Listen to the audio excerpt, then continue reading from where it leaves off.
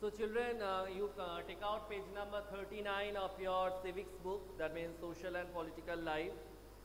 Now in our previous class we have completed up to this functions or role of parliament, and we have seen this the roles, or better to say the functions of parliament: to select the national government, to control, guide and inform the government, and law making. Now today we will proceed with this with the next part, and this one is who are the people in parliament. The parliament now has more and more people from different backgrounds. For example, there are more rural members as also members from many regional parties. So the members from this rural place, that means from this rural side or rural part of India, they are now, or they have got the space in this parliament. That's why it is said that there are more rural members as also members from many regional parties. That means from regional parties also members are there in the parliament. Groups and people that were till now unrepresented are beginning to get elected to the parliament. So the groups and the people, it cannot be peoples, because we know that people itself, this term is plural. We cannot write peoples. So it's wrong here. It should be people.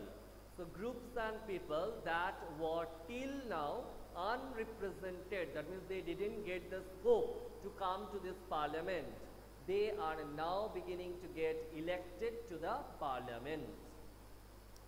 There has also been an increase in political participation from the Dalit and backward castes and minorities. So before independence, we have come to know that what sort of harsh treatment used to be there with this Dalit and this backward castes and minorities. They were not given any importance, they were treated very harshly, but now they are even getting the scope to represent themselves in the parliament. And we can see that there also has been an increase in political participation from this Dalit and backward castes and minorities. Let us look at the following table that shows the percentage of the population. Hey, who is this one? Shashikant. Which chapter will come? Why you don't know? You don't know the syllabus? We have already mentioned it beforehand, PT1 syllabus. Still then, as I was getting some questions related to this syllabus of PT1, today e-portal I have uploaded one message, and that message says that this first chapter from this book we are having in our PT1 syllabus, and the name of the chapter is the Indian Constitution. Okay, and you need to study that chapter properly, because you are going to get MCQs from there. So as we were reading, let's resume reading. There has also been an increase in political participation from the Dalit and backward castes and the minorities. Let us look at the following table that shows the percentage of the population who voted in Lok Sabha elections in different years. So first one Lok Sabha, then election year and voter turnout. First year 1951 to 52, 44.87. Fourth 1967, 61.04. Fifth 1971, 55.27. Sixth 1977, 60.49. Eighth 1984, 63.56, and 10th 1991, 56.73, and 14th 2004, 58.07. So it has been observed that representative democracy cannot produce a perfect reflection of society. There is a realization that when interests and experiences separate us, it is important to ensure that communities that have been historically marginalized are given adequate representation. So let us read this sentence once more. There is a realization that when interests and experiences separate us. It is important. Now, which will separate us? One side we are having experience, another one we are having interest. That when interest and experiences separate us, it is important to ensure that communities that have been historically marginalized means those who were treated as insignificant, less important. That means they were not given any importance, they were rather ignored.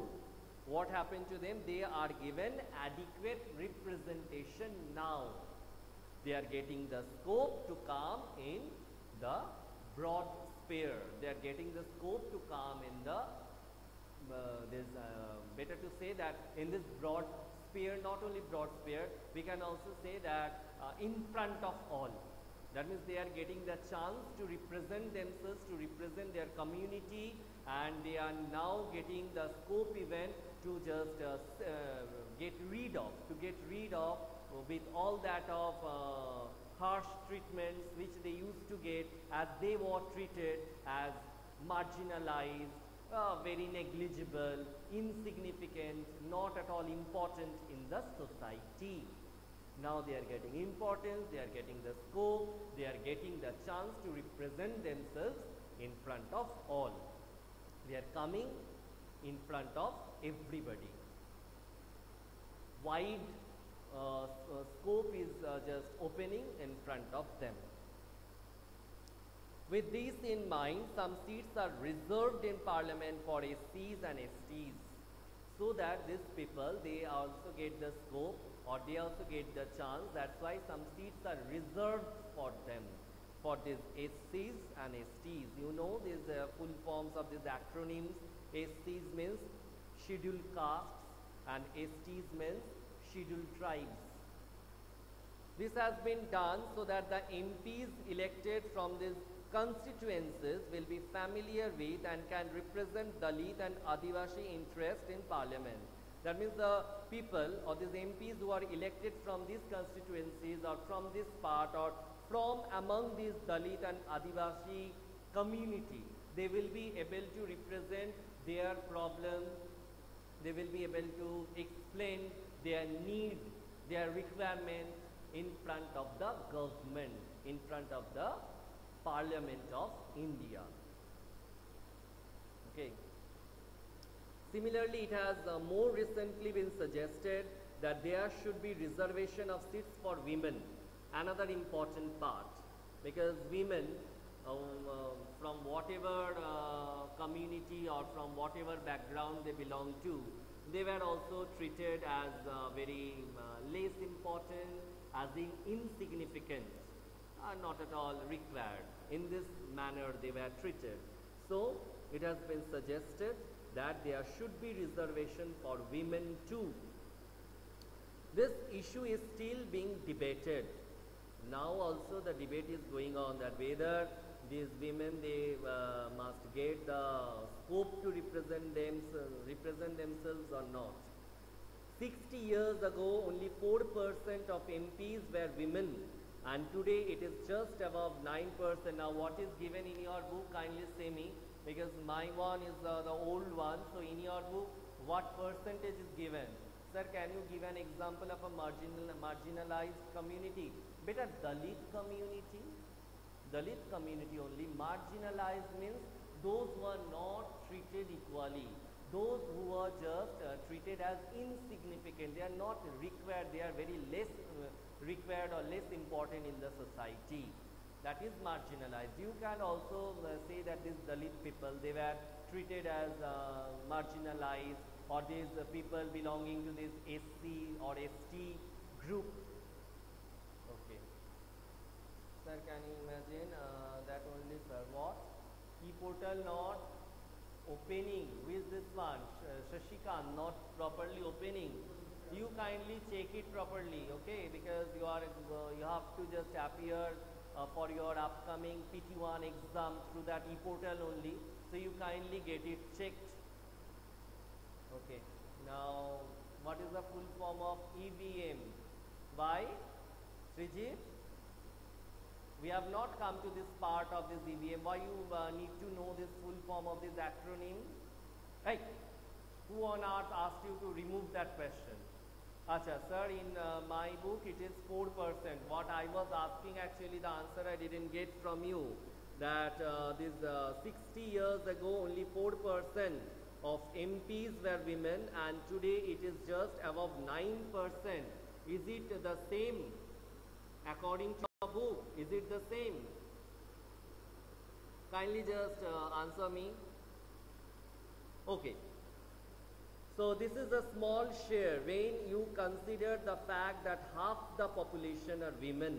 So just think, when the half population it is women, then how can we get only 9% of them representing themselves in the parliament? It is issues of this kind that force the country to ask certain difficult and often unresolved questions about whether our democratic system is representative enough. Meaning of unresolved is given situations in which there are no easy solutions to problems. It is still unresolved. The solution we are not getting still now. It is like that it is issues of this kind that force the country to ask certain difficult and often unresolved questions about whether our democratic system is representative enough. Because when half the population it is women, we are getting only 9% from them who are getting the chance to represent themselves in the parliament. Then how can we say that it is quite equal? It is not at all equal, no. The fact that we can ask these questions and are working towards answers is a reflection of the strength and the faith that people in India have in a democratic form of government.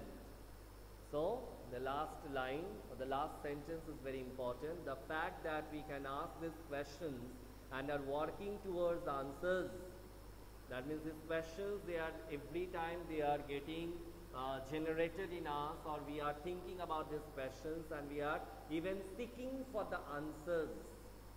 And this one only reflects the strength and faith that people in India have in a democratic form of government. So children, with this we have completed this chapter. Now if you are having any query or problem, you can ask me. Okay, from this chapter if you are having any query or problem, you can ask me. But sir, in my book it is 11%. That's what I asked. No, I said you that my book is the old one, and here it is given only 9%, and whether the same percentage is given in your book too or not. And at that time I got the answer, yes, it is 9%. Okay, then 11%. From 9 to 11, it has come to up to this portion, or there is upliftment, 9 to 11%. Okay, thank you Ritesh and others who had said me that in their book it is given not 9% but 11% of these women representatives are there in parliament. The issue is still, 60 years ago only 4% of MPs were women, and today it is just above 11%. This is a small share when you consider the fact that half the population are women.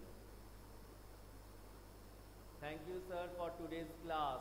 Who is this one? Sneha. Hey, Sneha only asked me that question, no, that what is there in our syllabus, or which chapter is there in our syllabus? Is President a member of Rajya Sabha? Roshni. President is member of Rajya Sabha. Who is the President of our country? We have not read. President of India is the nominal head of the country,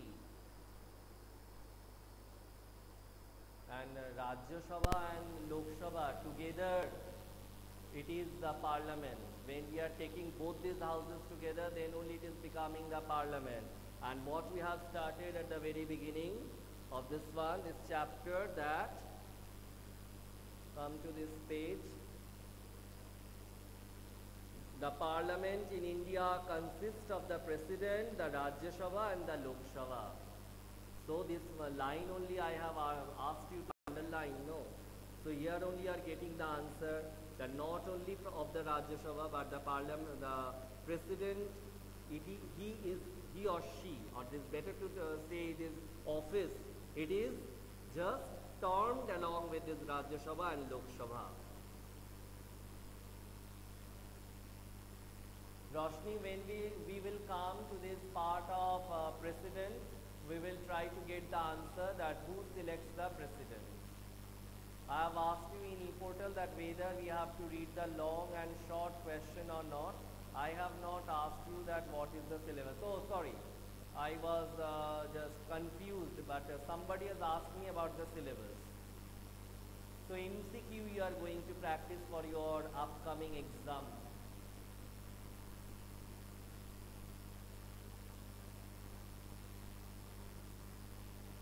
Roshni, when we will read the chapter of president, it will be quite clear to us that who selects the president. It's not an easy matter. It's not an easy matter. The selection of president, it's a very complex matter, and it is not possible to say it in 2 to 3 words. We have to study that chapter to know that who selects the president of India.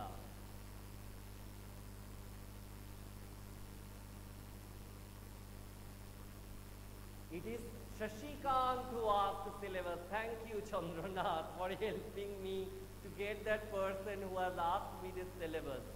Thank you. Shashikant, he has asked the syllabus. Okay, now I think that you have got your answer, Shashikant, that in Indian Constitution or the Constitution of India, the first chapter we are having in our syllabus, the Indian Constitution. Okay. And all of you read the chapter properly because you are going to get the MCQ questions or MCQ from this chapter. So in detail you have to study. You have to study the chapter. Okay children, my class ends here only. We will meet again. And Roshni, when we will study the chapter of president, at that time I will just explain you that who elects the president. Because it's a very complex matter.